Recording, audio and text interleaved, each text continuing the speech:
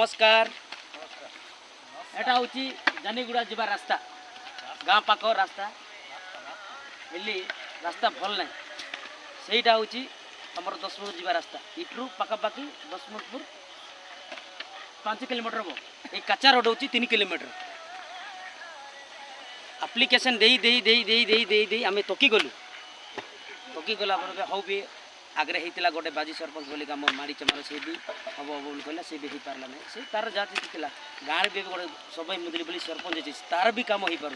3 वर्ष काड़े तो शासन हो गला कि जाए भल माटी खंडे पकौली कहले दादागिरी टेम्पर देखुचे मझे कहला को मत मर्ची गुंड लंका गुंड मारी मत विभिन्न प्रकार भाषा कर मत हरान कर कहला को चोड़देबू मोड़देबू आम भी गोटे एक्स सरपंच आम एक्स सरपंच आम भी गोटे चिड़ाई आम कहले हम कहीं गाँव में 2 पार्टी चिड़ाई आम हारिगलु से कहला रास्ता घाटा पचार कि देखुन यही पूरा परिस्थिति पड़कर अच्छी से आम गाँ के उन्नति हो के यही रास्ता सरपंच साइन माग यही रास्ता बड़ बड़ नेता दौरान किंतु कामटा हो पार